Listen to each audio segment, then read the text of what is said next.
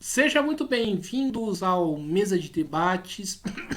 Aqui quem está falando é o Guilherme. Vamos que vamos continuar aqui com a nossa programação da semana. Eu peço até desculpa, tô com tosse, né? A tosse chega a chegar. Mas enfim, mas independente disso, vamos aí continuar com os nossos debates, com as nossas conversas, procurando aí, né, debater estratégia e mais, construir saídas aí para a nossa luta. E o meu convidado aqui é o Maicon, né, um velho conhecido meu, né, que já estivemos juntos aí na greve dos professores de 2015, né? 2015, construindo aí comando, né, de greve na Zona Norte.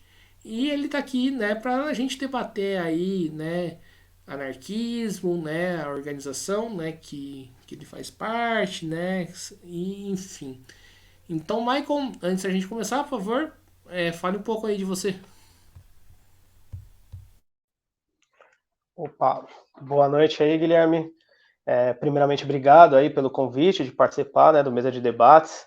Importante aí a gente ter sempre os canais, né, para conversar, para trocar essa ideia, ver todas as questões aí que são importantes aí referente às lutas, né. Bom, então eu sou professor da rede municipal atualmente, né, somente na rede municipal aqui da capital de São Paulo. Professor de História, trabalhei também na rede estadual, que foi onde nós nos conhecemos, né, na greve de 2015, onde ficamos 92 dias ali na luta, né, e sou militante da Organização Anarquista Socialismo Libertário, a OASL, aqui de São Paulo, do estado de São Paulo.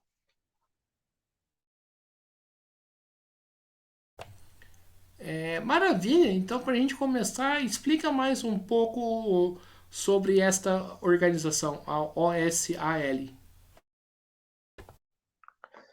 Beleza. Bom, a OASL é uma organização anarquista que existe desde 2009, né? Ela abrange aqui todo o estado de São Paulo, em núcleos aqui na capital, no interior e Baixada Santista, né? É uma organização que fazia parte da CAB, que é a Coordenação Anarquista Brasileira, e que no ano passado tivemos uma saída da coordenação, né? Juntamente com outras organizações anarquistas que faziam parte, e atualmente estamos nos organizando e provavelmente vamos fundar uma nova organização com a cisão de todas essas organizações, né? A OSL é uma organização anarquista que reivindica um tipo de anarquismo, né, que nós chamamos de especifismo, que é uma forma de se organizar, né, uma tradição organizacionista do anarquismo, que defende o dualismo organizacional, né, ou seja, uma organização aonde, né, uma organização de quadros anarquistas em nível político e também, né, que atue os militantes em nível político atuem também nos movimentos sociais, né? Por isso o dualismo organizacional, a organização anarquista específica ou especifismo, por isso daí que vem o nome, e também nesses movimentos de massa, né, nos sindicatos, organizações de bairro, organizações estudantis e etc., né? Então, acho que isso resume um pouco aí. O especifismo é uma tradição, né, do anarquismo, cujo nome, né, vem ali da experiência do Uruguai, da FAU, né, da Federação Anarquista Uruguaia, que foi fundada no final dos anos 50, 1950, mas que bebe também, né, de outras fontes, né, do anarquismo clássico, sobretudo a atuação da Aliança da Democracia Socialista, né, que foi o grupo onde participou o Bakunin e outros no seio da Internacional dos Trabalhadores, né, da Primeira Internacional, e também de outras formas, outras experiências de organização dos anarquistas aí ao decorrer da história, né, sobretudo também o plataformismo, que é uma estratégia, né, que foi reivindicada ali pelos anarquistas ucranianos, né, e russos exilados, após, né, o processo ali da Guerra Civil e burocratização do processo da Revolução Russa, né, os anarquistas exilados na França elaboraram, né, o que eles chamaram de plataformismo, e é essa, né, essa tradição aí de organização anarquista é onde a gente bebe ali da nossa, na nossa organização. Perfeito, Maicon. Então vamos aí para a próxima pergunta, né? Quando a gente fala de organização, né?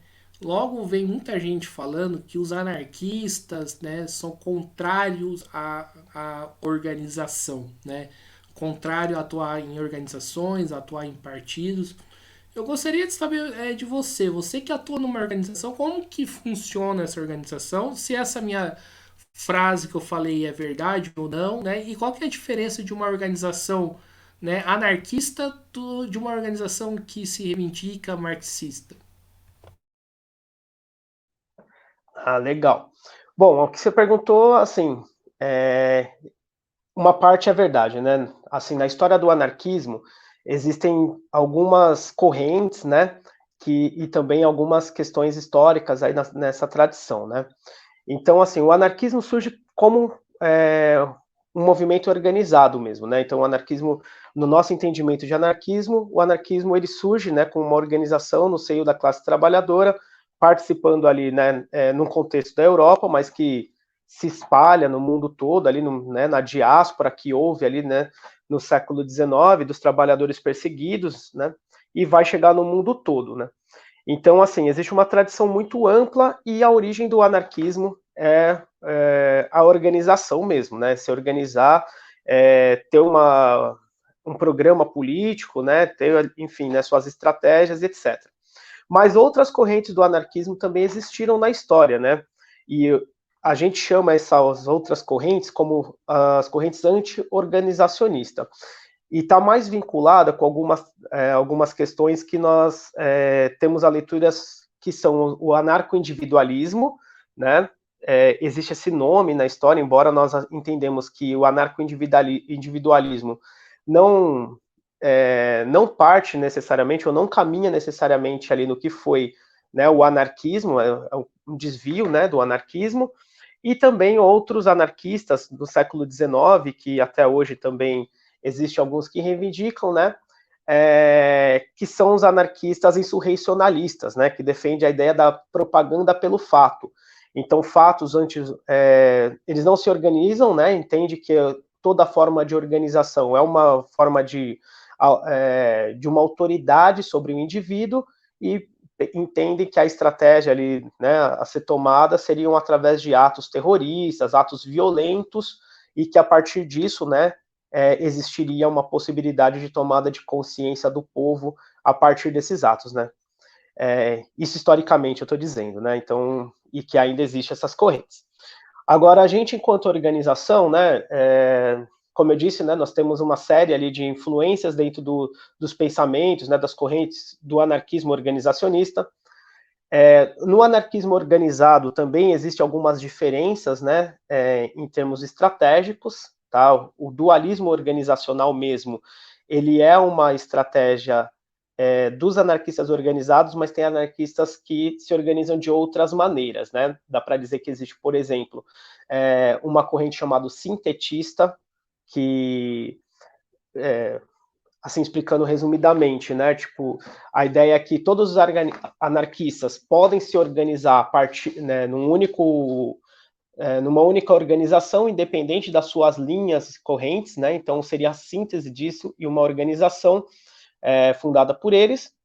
E também, né, a gente tem uma tradição muito forte na história do que foi o anarco-sindicalismo, né? Então, os anarquistas atuando, construindo sindicatos, é, e esses sindicatos eram a principal forma de organização, né? A diferença entre uma organização anarquista, um partido anarquista, né? A gente não precisa nem ter medo de colocar esse nome na história, existe isso, né? E um partido marxista, eu acho que, não sei se eu vou generalizar, né? Mas assim, os marxistas entendem que possível, né? Existir ali um Estado, né? Consolidado pelos trabalhadores, né? Mantendo algumas instituições centralizadas.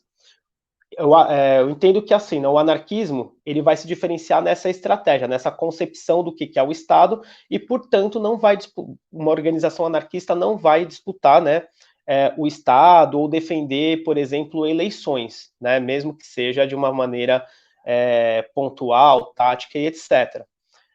Eu sei que existem partidos também marxistas que não defendem, né, a participação em eleições, entendem também o Estado como uma instituição burguesa que somente, né, seria composto pelos trabalhadores a partir de uma revolução, mas as nossas estratégias, né, nossas leituras, elas não partem dessa ideia de que o Estado seria uma possibilidade intermediária ali num processo revolucionário, né? Eu é, acho que as questões que diferenciam mesmo um partido anarquista e um partido marxista, acho que vai dessas questões ideológicas e estratégicas, né? E aí, nossas formas internas de organização, a gente busca sempre, né, as maneiras ali do que nós defendemos também para o que pensamos de uma organização de uma sociedade futura, né? Então, tudo sendo construído, né, de baixo para cima, então, através, né, do federalismo, então, as regiões se organizam e tomam suas decisões, né, isso dentro da organização, as decisões são tomadas ali pelos núcleos e vai depois havendo outras instâncias que vão deliberando, por exemplo, as tarefas que serão cumpridas, etc. Né? A gente não tem, por exemplo, um comitê central, uma coisa assim. Né? Então, tudo dessa maneira aí pelo federalismo e pelas instâncias de baixo para cima. Espero que deu para entender. Não, ô Maicon, já que você falou aí, você levantou várias questões, inclusive já levantou algumas bolas aí, algumas polêmicas, né? As clássicas polêmicas entre marxismo e anarquismo, que a gente vai tratar aqui, obviamente, né? Mas antes da gente, né, falar sobre isso, né? No ano passado, a gente, né, acompanhou um processo das eleições, né, e uma aclamação muito forte, né, de que era preciso votar no candidato X, né, no caso o Lula, para poder tirar o Bolsonaro. Como que você, né, enxerga esse tipo de pensamento dentro da concepção anarquista? É possível, né, derrotar a extrema direita, né, ou se quiser dar um nome de fascismo, né, apenas aí nas eleições? Opa, não, né? A gente entende que não, que essa derrota, na verdade, do fascismo, ela se faz através das organizações populares, né? Infelizmente, né, nós entramos numa conjuntura aí no mundo todo de uma ascensão dessa extrema direita, né? E o Brasil não ficou de fora aí, chegando ao governo do Bolsonaro, que foi a coisa mais bizarra, né? Que a gente acho que já teve aí depois, pelo menos, da redemocratização, né? E aí a gente entende que a luta mesmo que tem que ser feita, sobretudo pelo alcance que essas ideias, né, da extrema direita ela chegou mesmo nas periferias, né, ela chegou nas pessoas comuns, né. Então, como que a gente vai fazer um enfrentamento de algo que se tornou amplo, né, como as ideias da extrema direita apenas pela instituição do Estado, né?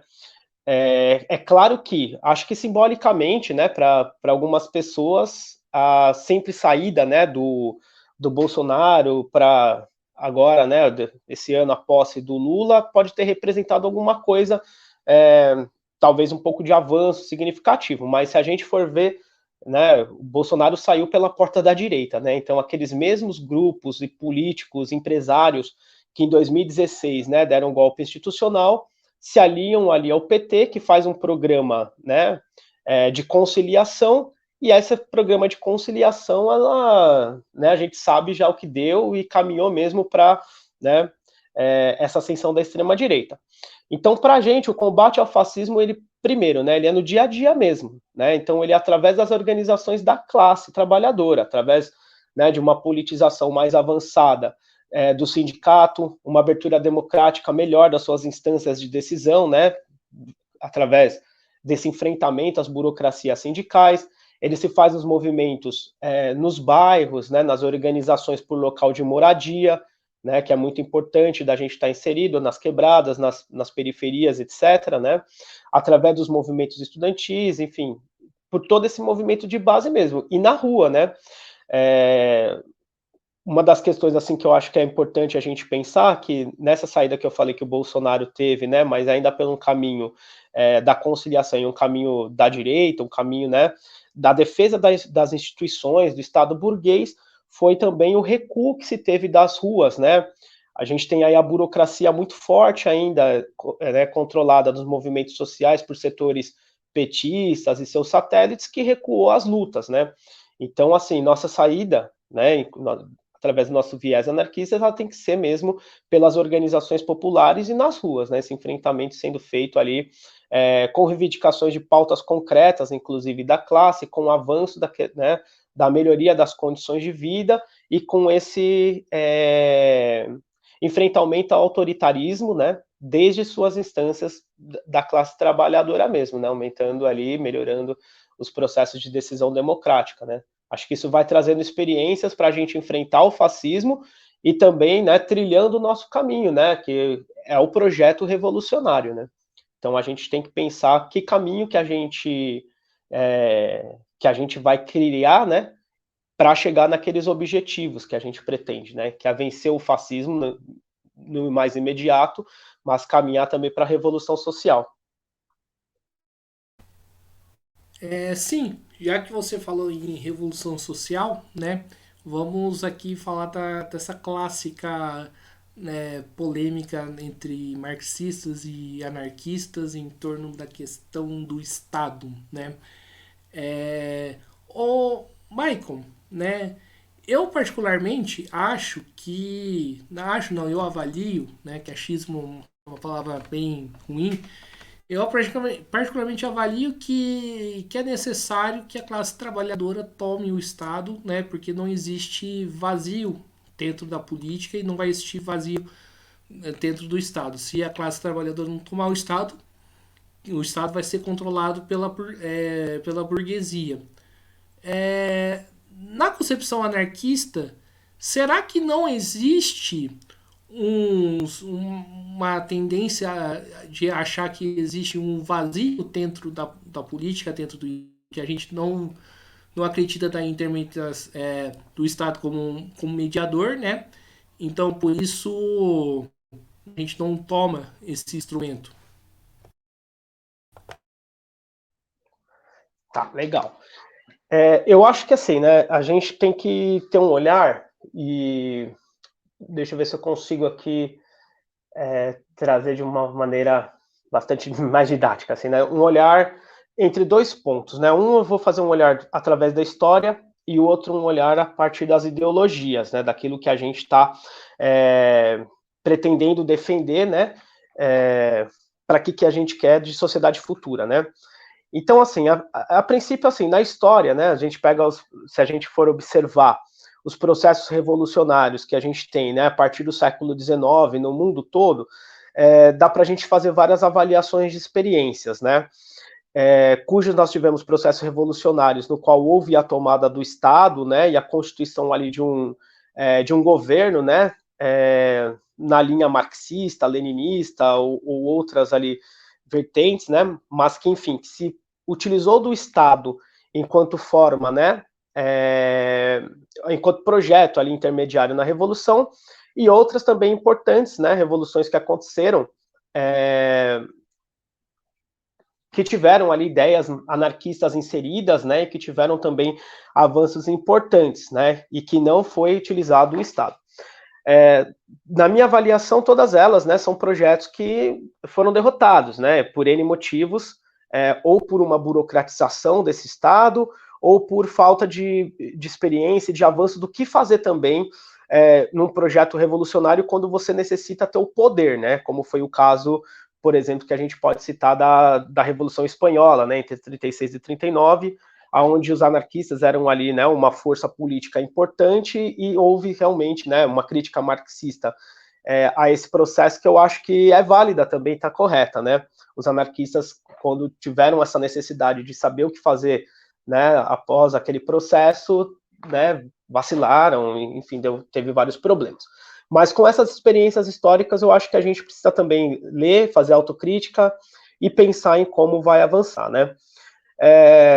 Agora, partindo ali para uma questão mais da nossa defesa ideológica e da nossa teoria, né? Nós anarquistas enxergamos o capitalismo como uma sociedade de dominação, né? Então a gente vai pensar o Estado aí a partir dessa sociedade de dominação que é o capitalismo. Porém, o Estado não existiu apenas, né, em sociedades capitalistas. Então, nós entendemos que o capitalismo é uma das sociedades de dominação, e nós lutamos contra todas essas dominações, né? E daí, na nossa teoria, entendemos que, né, a dominação capitalista, ela se faz, né, de maneiras interligadas, né? Nós temos aí leituras, né, no qual nós falamos que existem algumas esferas de dominação. A dominação política, jurídica, militar, que é exercido pelo Estado, né, controlado ali por uma minoria que vai tomar as decisões, né? A dominação econômica, né? O capitalismo é a dominação econômica que explora os trabalhadores, né? E uma dominação ideológica cultural, né, que faz com que exista o machismo, racismo, enfim, né, toda essa estrutura ali também de dominação. Na nossa avançando aqui, né, nessa análise teórica, nós entendemos o seguinte, que qualquer uma dessas dominações que permanecem após um projeto revolucionário, você cria, né, permanece as condições de se ter um retrocesso e de se ter um processo contra-revolucionário, né? Vou pegar aqui o exemplo de revoluções que tiveram o Estado, né, como forma ali da classe trabalhadora ou do projeto, né, que se teve de revolução. Quando a gente se mantém o Estado, você mantém aqueles que controlam, né, as decisões políticas. Uma minoria que pode caminhar para a burocratização e para a formação de uma nova classe de burocratas, né? Se a gente pegar o exemplo da Revolução Russa, a gente vê, né, que o Comitê Central ele vai governar, né, através do partido, vai ter, né, as suas instâncias ali, né, de consultas, etc. O Soviets é mantido, mas vai haver uma burocratização muito forte, né, no Comitê Central e que vai chegar do stalinismo. Então, assim, através dessa análise, né, e antes mesmo do que eu estou apontando aqui, os processos revolucionários que a gente tem no século XX, né, no século XIX, quando essas teorias, né, elas começam a ser formuladas, já havia uma crítica dos anarquistas ao marxista fazendo essa leitura, né, que se não houvesse uma derrubada violenta do Estado e a democratização dos processos de decisão pela própria classe trabalhadora organizada em suas instâncias, seria possível haver novamente uma nova classe de burocratas, e essa classe de burocratas ela ia fazer de tudo para se manter como uma classe dominante. E logo, como uma classe dominante, como eu falei que, né, essa leitura das esferas, né, de dominação, ela também seria uma dominação política, queria também ser uma dominação ideológica e que também acabaria sendo uma dominação econômica. Ou seja, você tem ali um processo, né, contra-revolucionário ou, enfim, uma burocratização que novamente retomaria um sistema de dominação que pode ser capitalista ou outro nome, né, um capitalismo de Estado, enfim, alguma coisa desse tipo, né? Então, nós anarquistas, por isso que nós não defendemos que a classe trabalhadora, enfim, né, que um processo revolucionário se utilize do Estado enquanto fase intermediária da revolução. Nós precisamos, de fato, caminhar para a destruição completa do Estado e que haja a autogestão da economia, a autogestão da política, a autogestão da cultura e etc. Né? Entendi. Mas acho que a gente tem que fazer uma pergunta, né, o Maicon, né, de como vamos fazer isso. Você cita muito bem a questão da Revolução Espanhola, né, e o papel que os anarquistas tiveram. Também fala aí do processo da burocratização, né, da União Soviética e tal. Mas como que a gente vai chegar no nosso objetivo estratégico, né? Uma vez que, né, a gente fala, né, da União Soviética, uma vez que você fala, né, também da Revolução Espanhola, mas como que a gente vai chegar nesse objetivo estratégico de destruir o Estado? Tá. Bom, então, pelo que eu estou entendendo, a pergunta é ainda dentro de uma concepção que a gente está numa sociedade capitalista e está querendo avançar para um processo revolucionário. Você já não está mais falando de uma sociedade futura, né? Ah, legal.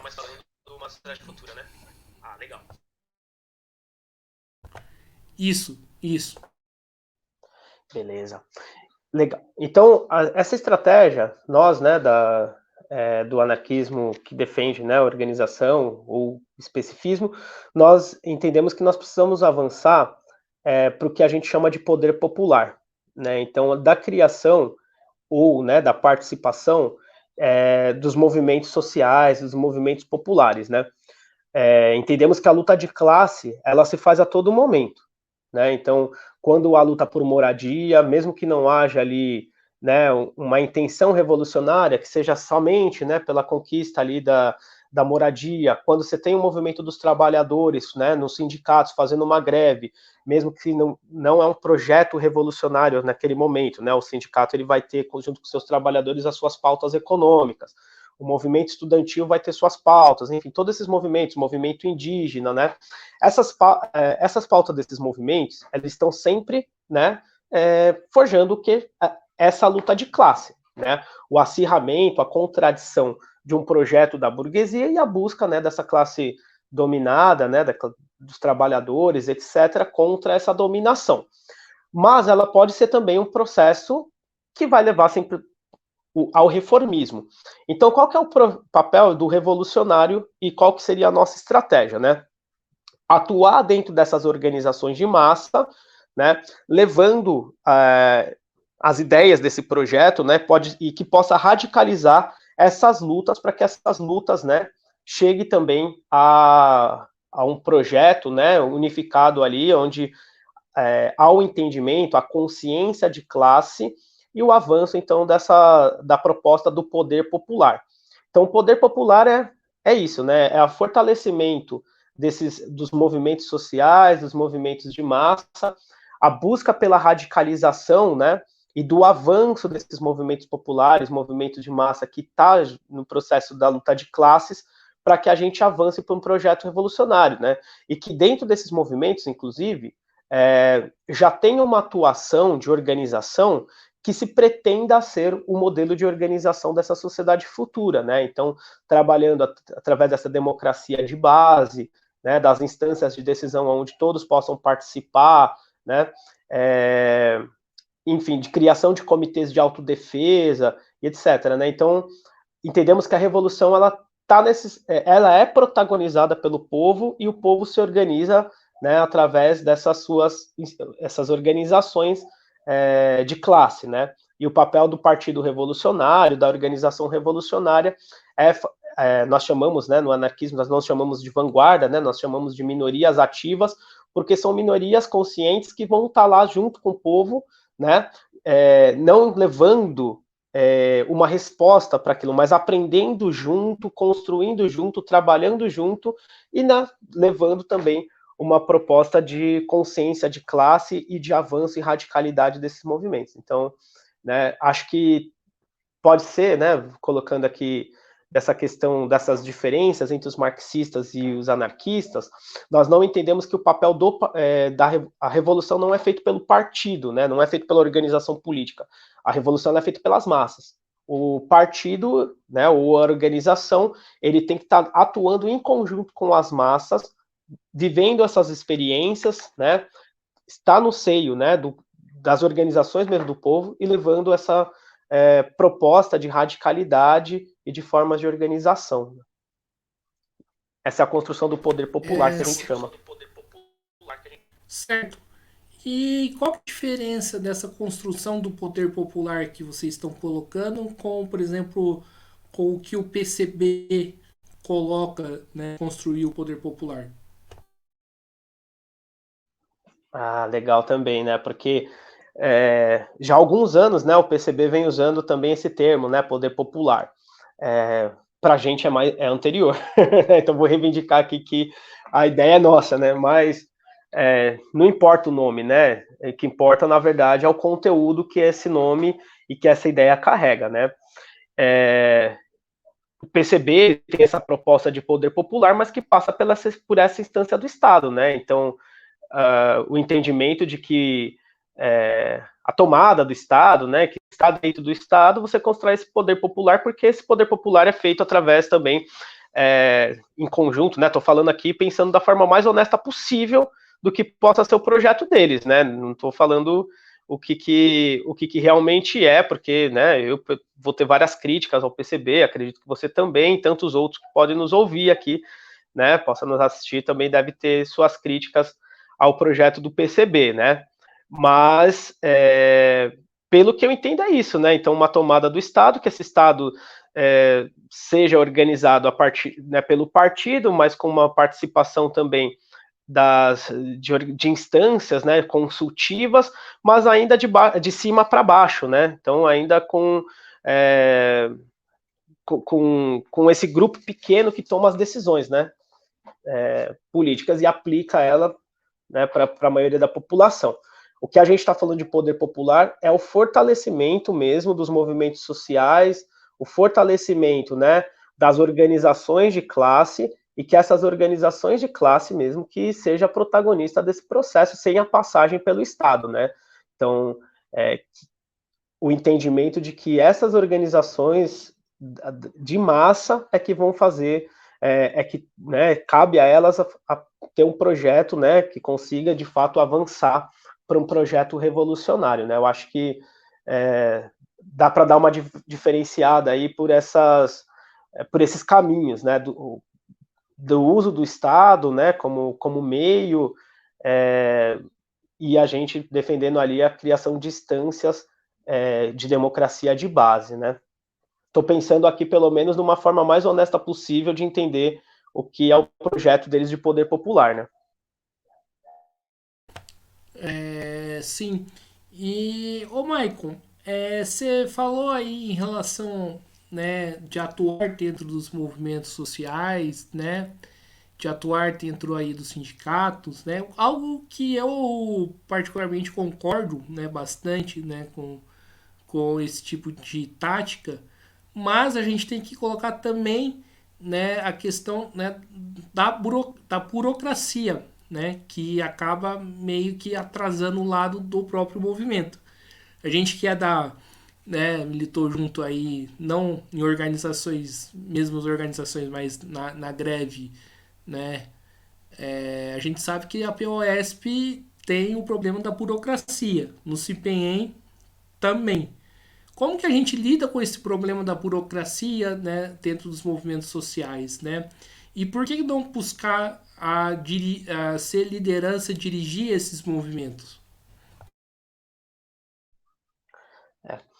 Ó, a gente não se nega, né, a disputar, né, os movimentos populares, os sindicatos, os movimentos sociais, né? Atualmente no SIMPEM, né, a OSL está participando da Chapa 3, né, a Unidade Independente Classista Combativa, né, que é composta também por outras organizações, né, existem organizações marxistas-leninistas também, né, no qual nós temos ali nossa alianças táticas, né, estamos participando junto desse processo, e nós entendemos que sim, né, que a gente tem que fazer esse enfrentamento à burocracia e precisa participar, né. Diferente, por exemplo, da disputa do Estado, né? Porque o Estado não é uma instituição da classe trabalhadora, né? Não é uma instituição de classe, né? Ele é uma instituição de dominação e ele é uma instituição burguesa, né? Na sociedade capitalista, tá? Então a gente faz esse enfrentamento, sim, à burocracia. A burocracia, né? Aqui no Brasil, ou pelo menos assim, vou dizer aqui em São Paulo, né? Mas acho que dá para dizer o Brasil todo. Ela vem dessa tradição, né? Ligada ao petismo no sindicato, né, do novo sindicalismo aí dos anos 80, mas que retrocedeu muito, né, do que era aquilo que originalmente eles propunham, né. E hoje você vê a Bebel aí na direção do APUESP está lá, sei lá, acho que há 3 décadas, né. O Cláudio Fonseca no SIMPEM, né, a gente, eu lembro no congresso do ano passado, né, que nós questionamos, né, falamos, ó, isso está se tornando uma monarquia, né, nós temos aí um presidente do sindicato que está há 30 anos, e ele de forma ainda, né, jocosa, assim, uma forma né, tirando uma com a gente, falou, não, 30 não, 36, vocês estão enganados, né? Então, assim, esses caras não têm a mínimo pudor de falar, não, nós estamos aqui, vamos, né, fazer o que estamos fazendo e vamos burocratizar aqui e recuar as lutas, né? Então, para as lutas avançarem, para a gente ter essa construção, a gente precisa, né, vencer a burocracia e sim disputar, né, as direções dessas instâncias. Porém, levando nossos princípios debaixo do braço, né? Não é simplesmente a mudança da direção que vai garantir, por exemplo, que um sindicato, que um movimento de ocupação por moradia, um movimento estudantil, enfim, né? Estou usando isso como exemplo, mas pode se estender a qualquer tipo de movimento social. Não é a garantia somente da mudança da direção que vai ser, né, algo avançado, né? Então nós precisamos levar esses princípios, né, conosco e buscar cada vez mais, né, que as instâncias de base desses movimentos, né, dos sindicatos e outros movimentos, que sejam as instâncias de fato decisórias, né, da classe e que seja cumprido aquilo pela sua direção, inclusive que seja uma direção controlada pelas bases, né, uma direção executiva da maneira, né, mais correta de se pensar do que é o executivo, aquele que executa as deliberações tomadas pelas bases e que tenha seus mandatos revogáveis se não cumpre com aquilo que é deliberado, né? Então, buscar mesmo, né, que esses movimentos populares dirigidos ali por uma...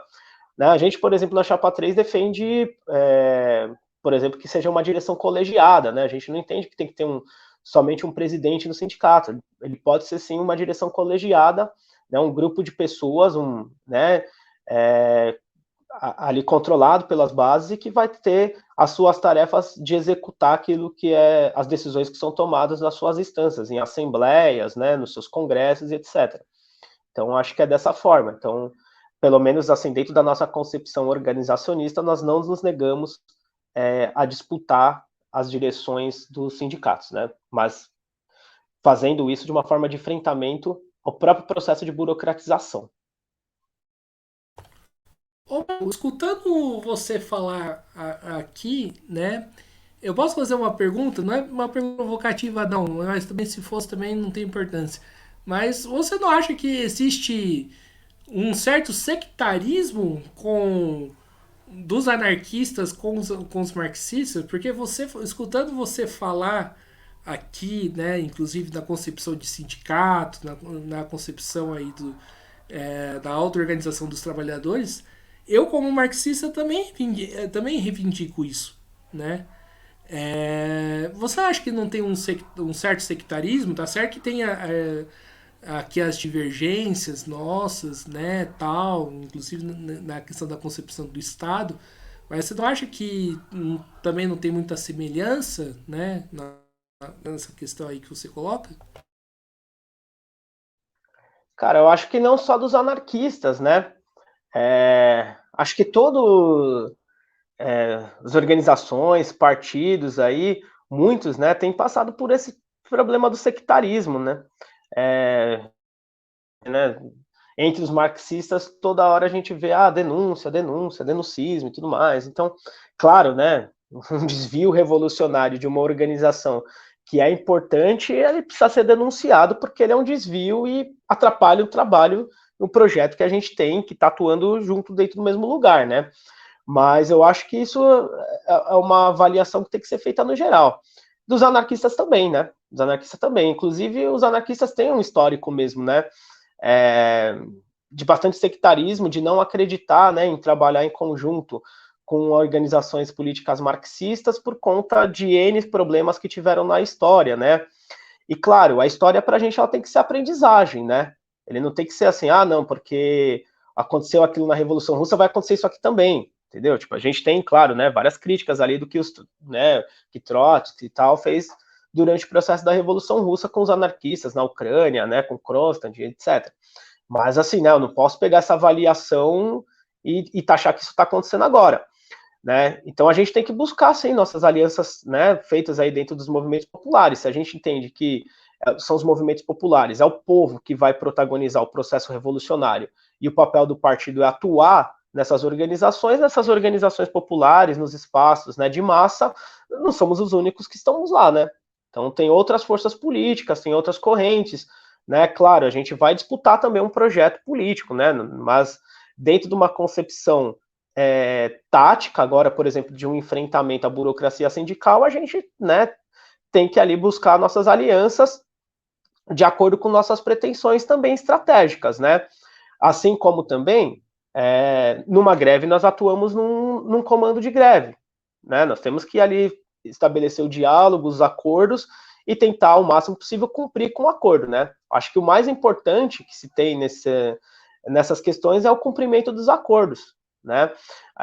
E aí a gente vê, né, organizações marxistas, por exemplo, né? E claro que é complicado quando a gente vai falando assim, né? Anarquismo e marxismo, porque parece que é tudo uma coisa só, né? Existem N correntes do marxismo, como existe N correntes anarquistas, né? Mas o fundamental é tirou-se o acordo, cumpre-se o acordo, né? Se isso acontece, eu acho que não tem por que haver, né, uma intenção sectária de ambos os lados, né? E claro, os projetos eles vão estar lá em disputa, são ideias, essas ideias elas precisam circular e principalmente essas ideias elas precisam circular de uma maneira mais popular possível, mais simples possível para que a própria classe entenda isso, né?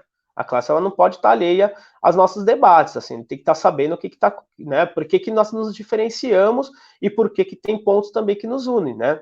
E entender qual que é esse projeto, né? O que seria, né, esse projeto que a gente está levando, o que é a ideia da solidariedade de classe, né? Enfim, tudo aquilo que a gente precisa para ter um avanço nas lutas, né? Então, acho que você tem razão quando fala do sectarismo, né? Mas eu acho que é de uma forma ampla, né? Não é, acho que só dos anarquistas, não. Sim. E, ô Michael, saindo um pouco desse debate aí entre marxistas e anarquistas, né? Recentemente aí a gente escuta bastante o tal anarcocapitalista, né? Esse termo faz algum sentido para você ou não? Não, nenhum sentido. Isso não tem nada na tradição anarquista. O anarquismo é o socialismo libertário. Nós somos socialistas, né? O anarquismo surgiu da luta dos trabalhadores, do enfrentamento dos trabalhadores, né? Ao capitalismo, ao projeto da burguesia, né? Nós surgimos ali como uma corrente do socialismo, né? Do socialismo que eu digo de uma forma ampla que se tinha do século XIX, de se entender o que era o socialismo, e ali foram criados, né, surgiram várias correntes. E o anarcocapitalismo não tem nada a ver com nossa tradição, né? Na verdade, é um liberalismo radical, e não sei porque os caras foram lá e meteram anarco no meio do negócio e ainda quer colocar o A na bola lá, né? Que um amigo meu, anarquista também, né? Conhecido aí nas redes sociais, né? O Acácio, né?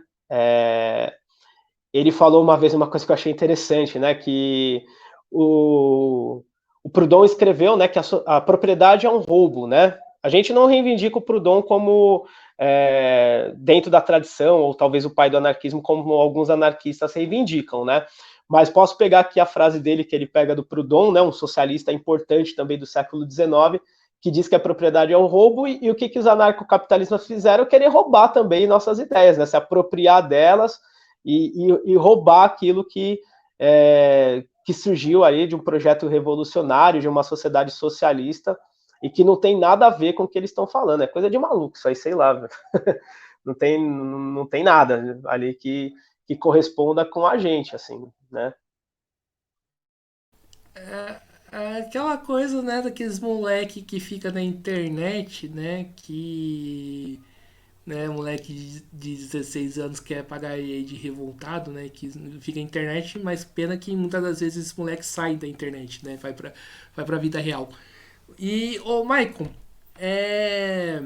você falou, né, de rupturas, né, que surgiu aí a organização que você faz parte, né, no dentro do próprio marxismo, né, das correntes marxistas aí dentro da esquerda brasileira, a gente sabe que existe várias divergências, né, que a gente sabe que não são mero detalhe.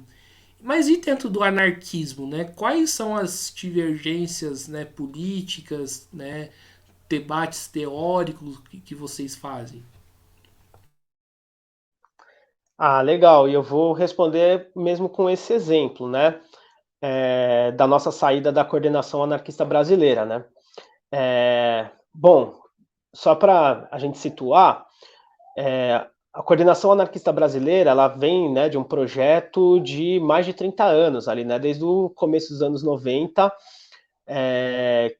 quando, né, alguns anarquistas, a partir dessa retomada que se tem, né, depois dos anos 80, a ditadura, declínio do anarquismo por mais aí de 20 a 30 anos, né, que o anarquismo ali, no Brasil, pelo menos, né, se tornou uma força política muito, mas muito minoritária mesmo, né, no período da ditadura, pouco se fala, né, de organizações anarquistas ou de anarquistas, né, existindo e tal.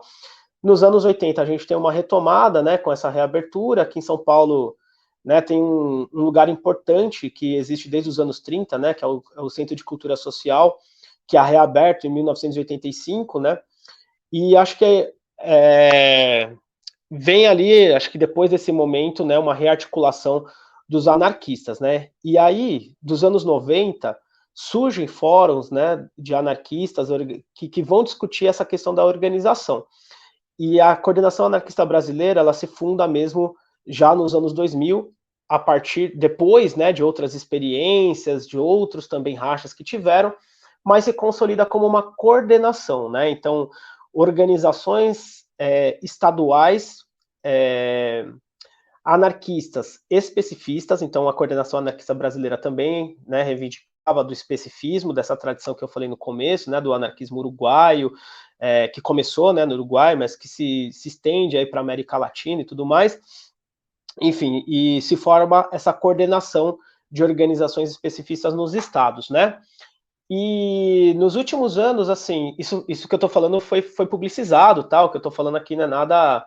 Nossa, o cara tá falando aqui uns bagulho que, tipo, né, não pode já falar, não. Tá publicizado, nossa saída já foi publicizada, a nossa ideia de formar uma nova organização reunindo, né, organizações de Minas Gerais, Mato Grosso e Rio de Janeiro, além de outros companheiros, né, que estão em outros estados, também já foi publicizado.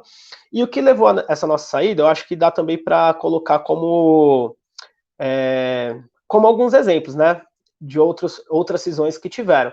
No nosso caso mais específico, foi porque, né, a gente entendia que era um momento de avanço, né, que nós não teríamos mais que se manter como uma coordenação, mas sim como um partido mesmo, né, no qual tivesse um programa específico, unificado entre todas as regiões, e avançar, enfim, nas instâncias de organização, unificando em todo o território nacional, né, já que a CAB tem organizações aí em vários estados, né?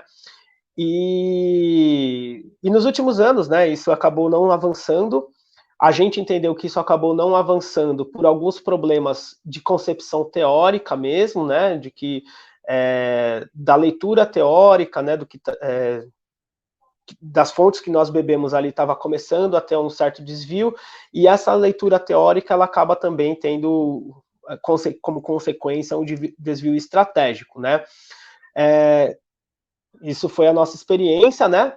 Acontece às vezes também, mas isso não é muito comum, acho que entre os anarquistas, assim como acontece, né, bastante, assim, ou pelo menos com maior frequência, né, entre organizações trotskistas, sobretudo, primeiro porque tem menos organizações anarquistas, né, por aí, mas também por conta que acho que essas leituras teóricas elas já são bem definidas, né? Então existem essas correntes, né? Pessoas que se reivindicam de determinadas correntes e que vão ali seguir os seus caminhos organizacionais aí, né? Ou não, de acordo com aquilo que entende de anarquismo, né? Como eu disse, né? Os insurrecionalistas, por exemplo, quem reivindica, né, dessa tradição, né? Não vai se organizar, pelo menos no formato onde exige um nível de compromisso, onde exista, né, um programa de fato unificado, né, onde existam instâncias de decisões. Então, né, pelo menos essa galera, eles vão falar, ó, se a gente vai se organizar, a gente vai tentar o mínimo possível levar essas ideias para dentro da organização e vai funcionar de outra maneira. Então isso já está muito bem delimitado dentro dessa corrente, né, assim como outras correntes também, né. Então acaba não tendo muito, né, essas incidências aí de você ver, uma organização tal acabou tendo um racha lá, né? Quando vai acontecer, acho que é pegando ali os anarquistas dessa tradição que eu estou falando, né, que são dos organizacionistas, e aí, muito provavelmente pelas mesmas questões de problemas teóricos, de problemas estratégicos, né, e acaba se rachando por essas questões, né? Acho que vai mais disso, né? Só para, desculpa, eu quase que finalizei, mas botando aqui um ponto, raramente até é de uma compreensão de análise de conjuntura, né? Eu vejo assim bastante partidos trotskistas, por exemplo, está acontecendo agora no PSOL, né? Algumas correntes saindo do PSOL, pelo que eu tenho entendido, por conta da própria análise da conjuntura, né? De falar, não, nesse governo aí de frente ampla que está junto com a direita, enfim, a gente não vai participar, né? Então acaba rachando com o partido. Acho que tem mais essa ideia da análise da conjuntura, né? A gente tem, acho que, pelo menos essa experiência da CAB, acho que teve mais a ver com algumas concepções aí mais teóricas e estratégicas mesmo.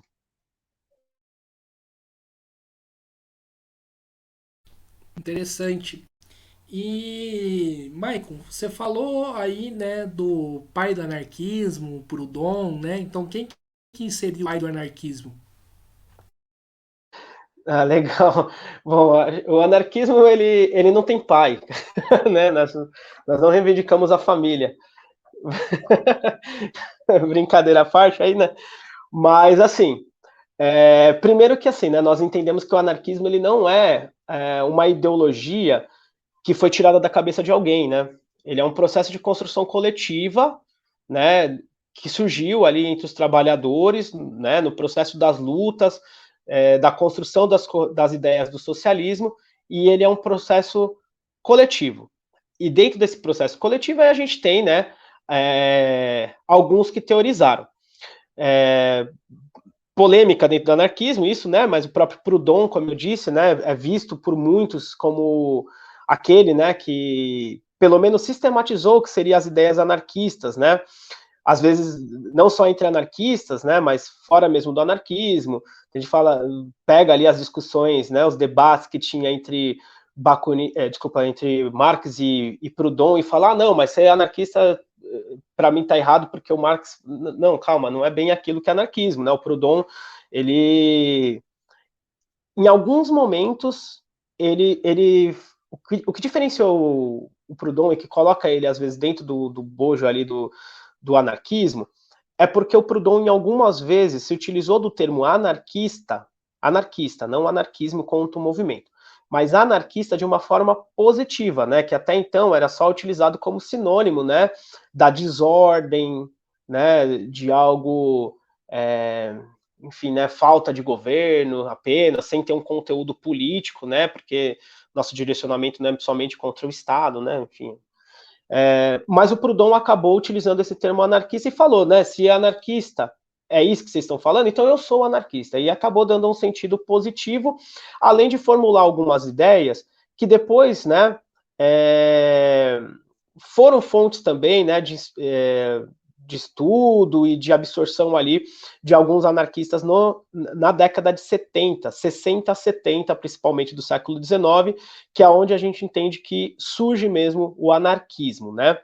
Então, a ideia do federalismo, etc., Proudhon realmente formulou aquilo, né, e Bakunin, por exemplo, e outros, né, que aí sim, dentro do processo de construção coletiva do anarquismo, dá para se dizer que Bakunin foi um daqueles que escreveram, que escreveu, que teorizou, né,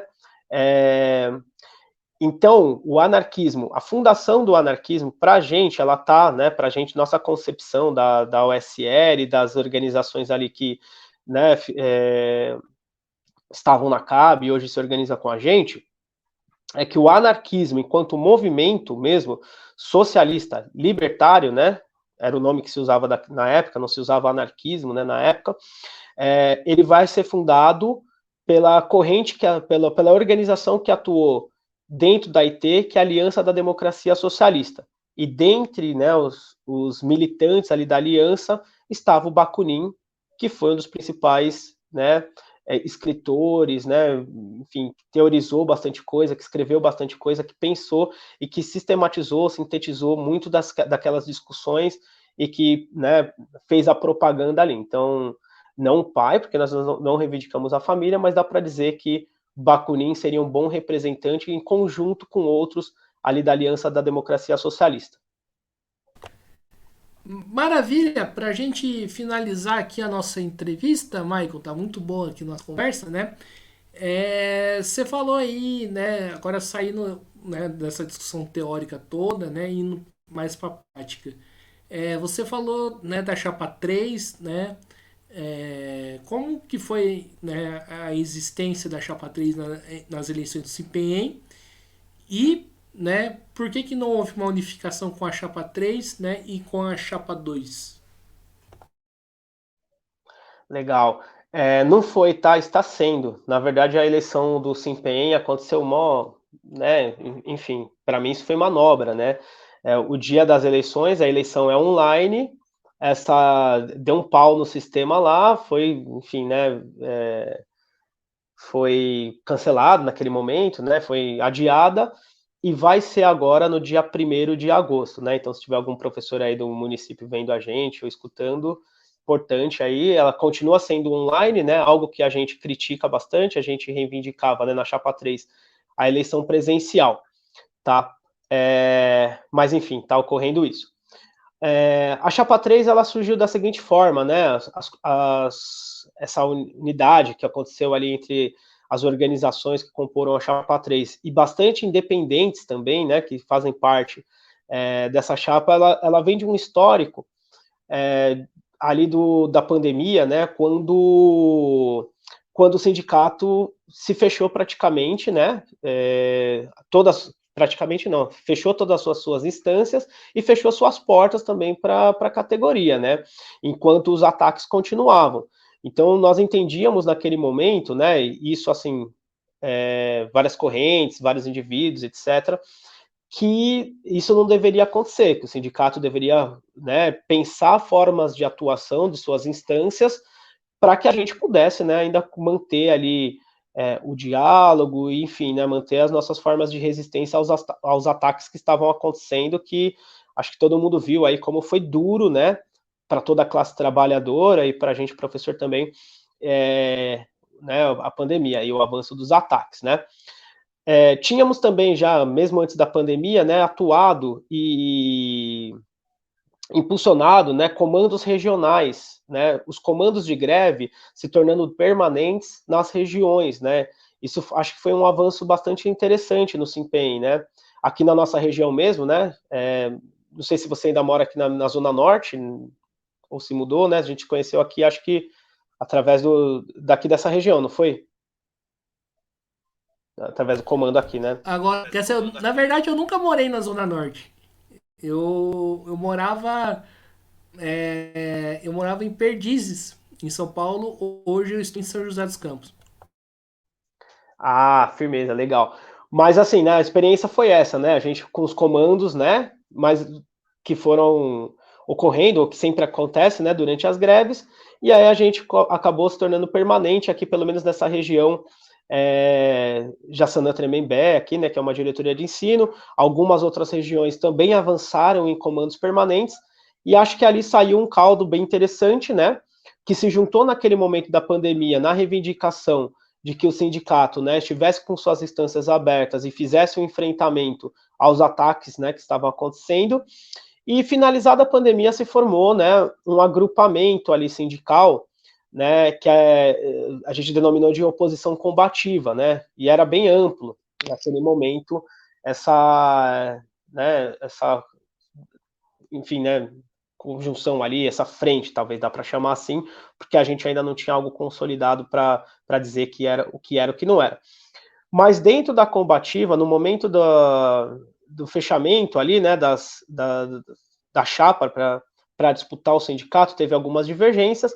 A chapa 2, né, tradicionalmente no SINPEM, é composta pela unidade de oposição, né, que depois se reorganiza e disputa a eleição com o nome de unidade de oposição, né, e ela já existia. E aí a ideia ali da oposição combativa era a formação mesmo de uma oposição que não somente fizesse, né, o enfrentamento à burocracia no sentido de que, ó, nós estamos aqui com uma proposta de substituição, né, nas eleições, mas sim que levasse, né, a categoria a se organizar a partir das suas unidades, a partir das regiões, a proposta de que o sindicato deveria ter, né, uma revisão ali do seu estatuto, exatamente para que pudesse, né, democratizar suas instâncias, que pudesse a base dirigir esse sindicato. Essas discussões aconteceram de uma maneira muito legal, assim, durante esse tempo, né? Então eu acho que, assim, já haveria, de qualquer forma, uma oposição diferente daquela do SINPEM, né, que é a unidade de oposição, avançando com essas correntes, com esses agrupamentos, né, e com esses militantes independentes, principalmente, né, que participavam dos comandos regionais, avançando ali para um processo de construção de alguma coisa um pouco diferente, até também pela crítica que se tinha, né, às correntes da unidade de oposição, não somente na questão sindical, né, em que a própria atuação, né, estava sendo recuada durante a pandemia ou até em outros momentos, direcionando muito, né, a sua luta para métodos, né, que buscava colocar ali representantes parlamentares como elementos ali que até dirigiam uma greve, como aconteceu em 2018, né, numa greve ampla que a gente teve massiva e a base não conseguia propor no caminhão de som, mas os vereadores ali dessas correntes estavam lá subindo e tudo mais. E também da própria, né, conjuntura, né, da participação de algumas correntes que fazem parte de partidos que são, né, reformistas dentro da nossa leitura do que está fazendo agora, né, nessa composição aí do governo.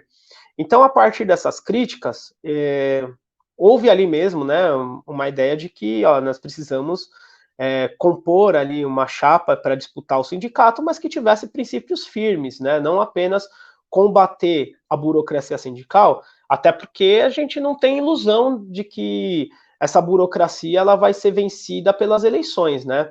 Ela vai ser vencida, sim, quando a categoria se apropriar da ideia de que o sindicato é da categoria e não de um pequeno grupo, né, que dirige ela.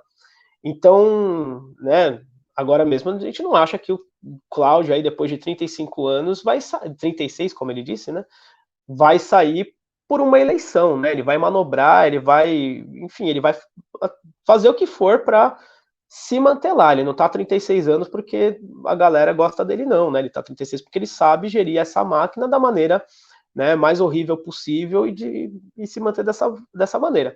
Então, para a gente, né, princípios como independência de classe, ação direta,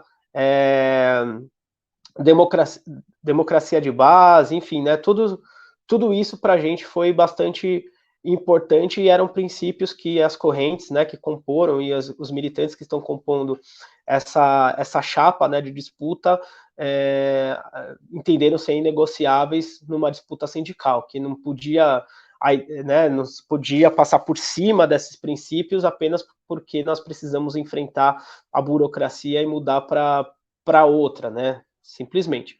Dentro da combativa aí, da oposição combativa que eu falei que a gente organizou ali naquele processo, né, das lutas no momento da pandemia, houve também um racha, né, algumas organizações, algumas pessoas, algumas correntes, né, na verdade, acabaram indo para a chapa 2, entenderam que não, que o enfrentamento ao Cláudio, à burocracia, né, elas seriam algo principal agora nesse momento, né, e enfim, né, acharam que esse era o caminho. E outros que estão compondo com a gente essa chapa 3 entendeu que não, a gente tem que combater, mas a gente tem que combater com princípios, né? A gente tem que combater com propostas concretas e que essas propostas cheguem, né, estejam ao alcance da nossa categoria que já vem avançando muito a ideia, né, de que o sindicato é como se fosse uma empresa de fazer luta. Assim, ah, não, mas o sindicato, tal, tipo, terceiriza, né, a ideia de que luta é feita. Então, aquilo é que eu disse, né, a gente precisa construir um projeto no caminho, né, não é um projeto para depois. E acho que foi por isso que acabamos, né, organizando aí uma outra chapa no Simpenho. Então é isso aí, pessoal. Estamos encerrando aqui mais uma entrevista do Mesa de Debates. Quero aqui agradecer ao Maicon pela participação, né? E gostei aqui do nosso papo e passo a bola aqui novamente para ele fazer suas considerações finais. Ah, legal. Só tenho mesmo a agradecer pelo convite. Acabou sendo uma conversa bem legal, né? Eu sempre fico preocupado, né? Eu falo, assim, né? Quando a gente está nos meios digitais, a gente tem que tentar o máximo possível falar uma língua, né? Ter um linguajar, enfim, trazer as propostas, as ideias de uma maneira mais tranquila possível, porque pelo menos eu, durante a pandemia, enlouqueci com esses negócios de coisa online, né, mano? Então, tipo, tenho evitado bastante muita coisa, né? Então, quanto mais leve for, acho que é melhor, né? Chegar mais gente. Eu acho que foi uma conversa bem legal. Espero que quem nos ouviu, quem nos acompanhou, quem vai ver isso depois, possa também ter tido essa mesma impressão aí. E brigadão, Guilherme. Então é isso aí. Mais uma vez agradecendo ao Maicon, agradecendo também a você que estiver nos assistindo. Peço aqui que se inscreva no canal podcast Mesa de Debates de Tudo Um Pouco. Acompanhe o nosso trabalho, curta, compartilhe e comente aqui os nossos vídeos. Também segue a gente no Facebook, TikTok e Instagram. Quem puder contribua aqui com o nosso Pix 385 007 02800 CPF e também no nosso Padrim, www.padrim.com.br/podcast Mesa de Debates. E aí, pessoal, por hoje é só. Forte abraço e fui.